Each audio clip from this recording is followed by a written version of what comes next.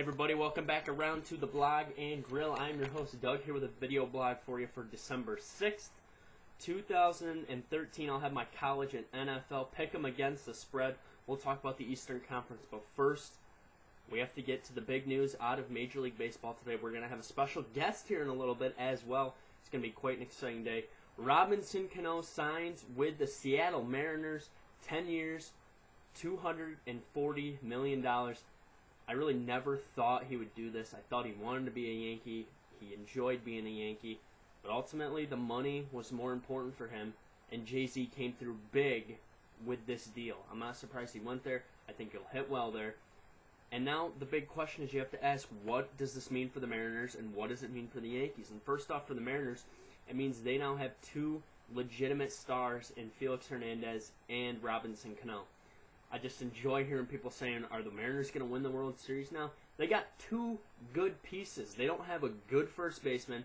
They have a bad catcher in Jesus Montero who does play some first base. They just got a lot of question marks on this team. I mean, this team is not two moves away from a World Series. We're hearing maybe David Price will be going there now. They'd give him two legitimate starters.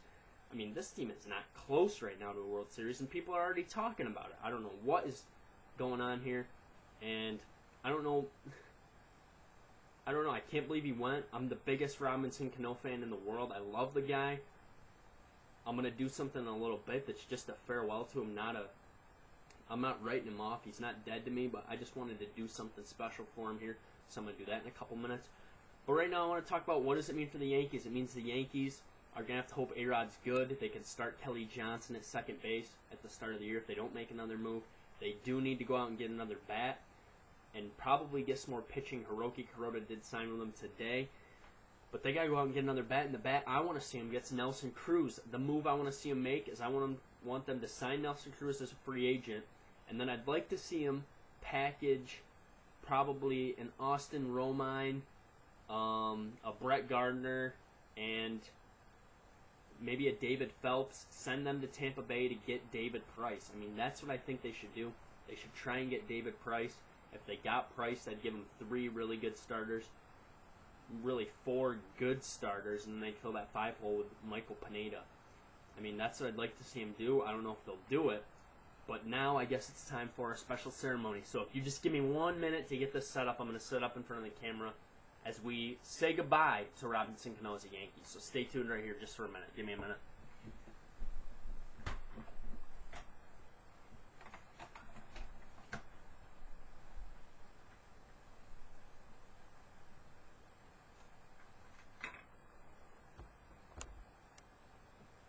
I don't know how good this is going to go. But Robinson, everybody, Robinson Cano is here with us today. It's time to say farewell to Robinson.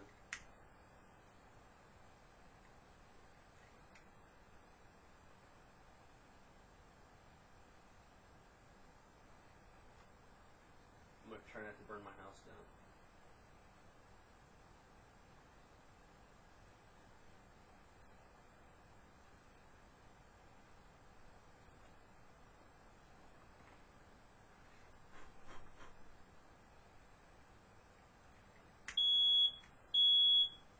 Oh boy.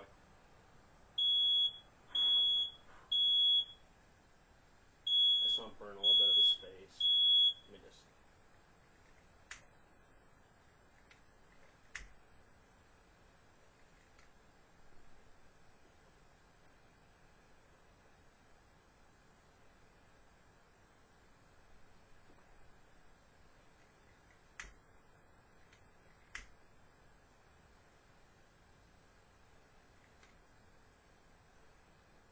Robinson Cano, thanks for being a Yankee, dude.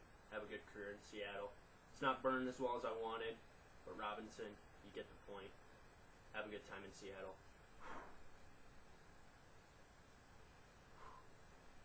That's a terrible turn of events.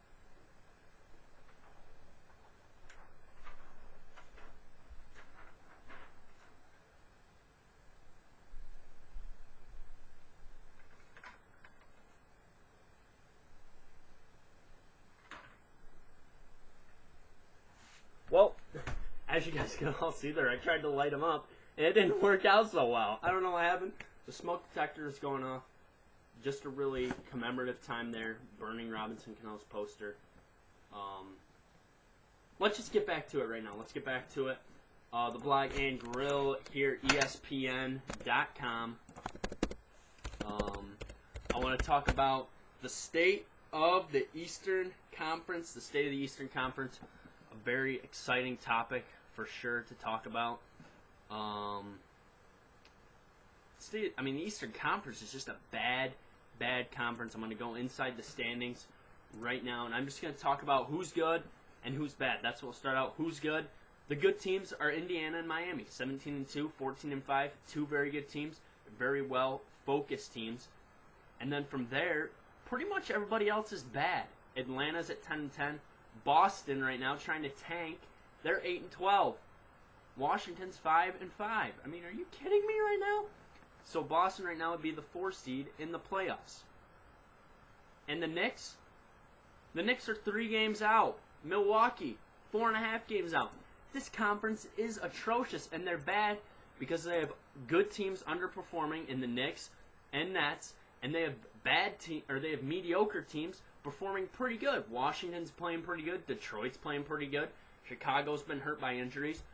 I mean, it's just a whacked out conference, and coming out of it, I think the teams will improve. I think Boston will eventually fall off. I think Atlanta will rise to that number 3 spot. And right now I think New York will ultimately come out of it and win that Atlantic division. I think they're good enough to get it done, and I think they'll find a way. I mean, we saw Carmelo last night really facilitate offense, and that's what we got to see him do. All right, time to get on to college football. I just want to talk briefly. My man Chris Peterson out of Boise State, he's headed to Washington. I like the signing, Chris Peterson. Really, the door was closing on him at Boise State. He had to make a move. I like the move he made. So Chris Peterson to Washington. Good job, my man. Have some fun in Seattle. You'll be hanging out with Robbie Cano. Chris Peterson and Robbie Cano hanging out in Seattle. Come on, Robbie. All right, so now let's get to my college football pick'em. First, I'll pick the SEC title game. Number 5, Missouri versus number 3, Auburn. Auburn coming in as a 1-point favorite. I'm going to take Missouri in this game, 28-25. And finally, the Pac-12 title game, Stanford versus Arizona State, 7 versus 11. Arizona State coming in as a 3-point favorite. Stanford, I think, can run the ball too good. I got Stanford winning 24-20. ACC title game, Duke versus Florida State, number 20 versus number 1. Florida State is a 29-point favorite. I got Florida State winning, but not covering. Florida State wins 42-24. And finally, the Big Ten title game, number 2 Ohio State versus number 10 Michigan State. Ohio State needs to win to get into the BCS title game. I got Ohio State as a 6-point favorite. I got them covering that and winning 32-25. And now to wrap up the week of blogs, time for NFL Pick'em. Indianapolis Colts taking on yes, I called them my Cincinnati Bengals. Bengals are a 6.5-point favorite. I got the Bengals winning this one 24-14 at home. Seahawks versus 49ers. 49ers as a 2.5-point favorite. No way. I'm taking the Seahawks in this one, 21-17. And Sunday Night Football, Panthers versus Saints. Saints are a 3-point favorite in this one. I'm going to take the Saints, 28-21. All right, so Monday I'll be back with Around the Shield and some bowl games. We'll also talk Heisman, as Heisman votes will be in on Monday. Thanks for hanging out with me. Thanks for sticking by while I almost burned my house down. It was a lot of fun. I will see you on Monday. Have a great weekend.